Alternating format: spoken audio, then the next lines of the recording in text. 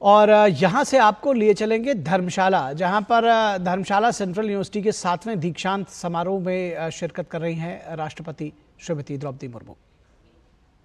विशेष सराहना करती हूँ। अपने अपनी संकल्प शक्ति के बल पर अनेक बाधाओं को पार किया है और अपनी असाधारण क्षमता का परिचय दिया है। जब बेटियों को मैं प्रशंसा कर रही थी, बेटा है, थोड़ा सोच रहे थे ताली बजाएं कि ना बजाएं। मैं विद्यार्थियों के अभिभावकों और प्राध्यापकों को भी बधाई देती हूँ। आपके आशीर्वाद और मार्गदर्शन की वजह से ही ये सभी विद्यार्थी आज ये उपलब्धि हासिल कर सके हैं। ये हिमाचल प्रदेश के राज्यपाल श्री शिव प्रताप शुक्ल जी को भी मैं हिमाचल प्रदेश केंद्रीय विश्वविद्यालय द्वारा डॉक्टरेट की मानद उपाधि में सम्मानित किए जाने पर बहुत बहुत बधाई देती हूँ। प्यारे विद्यार्थियों, कवि शिरोमणि रविंद्रनाथ टैगोर जितने महान कवि और संगीतकार थे, उतने ही महान शिक्षाविद एवं शिक्षक भी थे। इसलिए उन्हें गुरुदेव भी कहा जाता था। उनका मानना था कि प्रकृति विद्यार्थियों की सर्वश्रेष्ठ शिक्षक है। हिमाचल प्रदेश की धरती अपने प्राकृतिक सौंदर्य के लिए जाने जाती है। मैं जब भी हिमाचल प्रदेश आती हूँ, यहाँ के वातावरण में मेरा हृदय सुखद अनुभूति से भर जाता है। ऐसे सुंदर प्रदेश में संचालित इस विश्वविद्यालय में शिक्षा प्राप्त करना आपके लिए बहुत सौभाग्य की बात है। मुझे विश्वास है कि इस विश्वविद्यालय द्वारा प्रदत्त शिक्षा ने आप सबको जीवन की चुनौतियों के समाधान ढूंढने के लिए मजबूत आधारशिला प्रदान की है। देवियों और स्वजनों, मेरे पूर्ववर्ती राष्ट्रपति श्री रामनाथ कोविंद जी ने वर्ष 2022 में इस विश्वविद्यालय के दीक्षांत समारोह को संबोधित किया था। उन्होंने अपने संबोधन में इस संस्थान की एलुमनाई एसोसिएशन को सक्रिय करने के सुझाव दिए थे। मुझे बताया गया है कि आज एलुमनाई एसोसिएशन सक्रिय रूप से कार्य कर रही है। युवा विद्यार्थियों को विकास के अवसर प्रदान करने की दिशा में ये एक सराहनीय प्रयास है, जिसके लिए मैं विश्वविद्यालय एवं पूर्व विद्यार्थियों को बहुत बहुत बधाई देती हूँ। प्यारे विद्यार्थियों, प्रत्येक व्यक्ति के अंदर अच्छाई और बुराई दोनों की संभावनाएं होती है।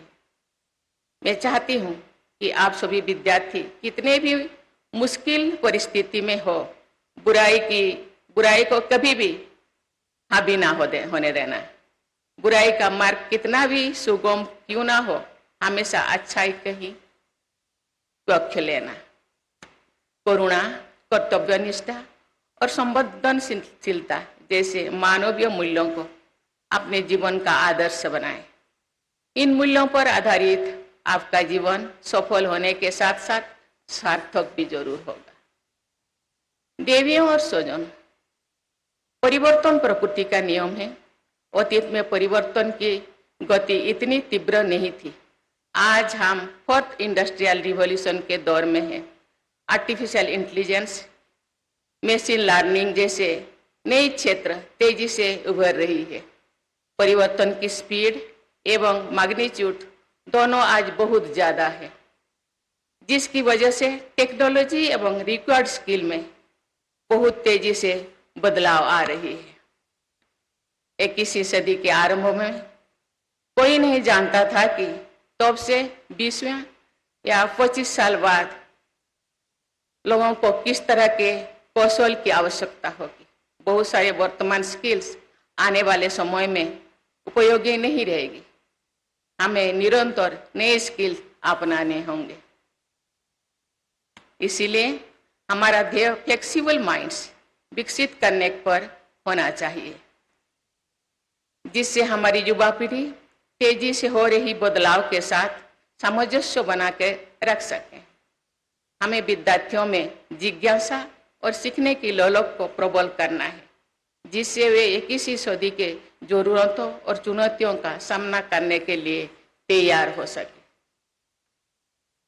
हमारा ध्यान क्या सीखना है के साथ साथ कैसे सीखना है पर भी होना चाहिए। हमारा देश में ओपन बुक परीक्षा प्रणाली पर कार्य किया जा रहा है। रटने अथवा रटे लर्निंग की खामियों को दूर करने की दिशा में ये एक सराहनीय प्रयास है। जो विद्यार्थी स्वतंत्र रूप से बिना किसी तनाव के सीखते हैं तो उनकी रचनात्मकता और कल्पना को उड़ान मिलती है। फिर वे शिक्षा को सिर्फ जीवन यापन का पर्याप्त नहीं मानते हैं, बल्कि वे नवाचार करते हैं, समस्याओं का समाधान ढूंढते हैं और उत्सुकता से के साथ आगे बढ़ते हैं और सीखते हैं। उपस्थित शिक्षकगण, शिक्षा ऐसे होनी चाहिए जो विद्यार्थियों को शिक्षित करने के साथ साथ उनको आत्मनिर्भर बनाए, उनके चरित्रों और व्यक्तित्व का निर्माण करे। चरित्रों के रहित ज्ञान को महात्मा गांधी ने पाप का दर्जा दिया था। शिक्षा का उद्देश्य विद्यार्थियों में अपनी संस्कृति, परंपरा एवं सभ्यता के प्रति जागरूकता लाना भी है। इस दृष्टि से एक शिक्षक का कार्य बहुत महत्वपूर्ण है। अपना कार्य क्षेत्र सिर्फ अध्यापन तो की सीमित नहीं होनी चाहिए। आपके हाथों में राष्ट्र के भविष्य निर्माण का बड़ा कर्तव्य है और रेस्पॉन्सिबिलिटी है। प्यारे विद्यार्थियों, शिक्षा, चिकित्सा, तकनीकी एवं लाइफ एक्सपेक्टेंसी आप तो के अपनी उच्चतम स्तर पर है, लेकिन अभी भी हमें बहुत से मानकों पर बहुत कुछ करने की बाकी है। एक ऐसी भविष्य का निर्माण करना है जो आने वाली पीढ़ियों के हित में हो। आप में विकास की असीम संभावनाएं हैं। आप विकसित भारत के संकल्पों को सिद्धि तक लाने के लिए सबसे महत्वपूर्ण कड़ी को अपनाना होगा। इसलिए आपको अपना सर्वस्व देश के लिए समर्पित करना चाहिए। ऐसा करना आपका मानवीय, सामाजिक एवं नैतिक कर्तव्य होने के साथ साथ नागरिक कर्तव्य भी है। देवियों और स्वजनों, आज हम क्लाइमेट चेंज जैसे बड़ी समस्या का सामना कर रहे हैं। हिमाचल प्रदेश की इकोलॉजी और इन्वायरमेंट भी बहुत ही नाजुक एवं संवेदनशील है। इसीलिए प्राकृतिक संसाधनों का संरक्षण और संवर्धन करते हुए आगे बढ़ना हमारे लक्ष्य होना चाहिए। भारत सरकार ने मिशन लाइफ यानी पर्यावरण के अनुकूल जीवन शैली की परिकल्पना की है। आप सब भी पर्यावरण संरक्षण की दिशा में कई प्रकार का से योजना दे सकते हैं, जैसे आप संसाधनों का कम से कम उपयोग करने एवं बार बार उनका प्रयोग करने पर आधारित जीवन शैली को अपना सकते हैं। प्यारे विद्यार्थियों,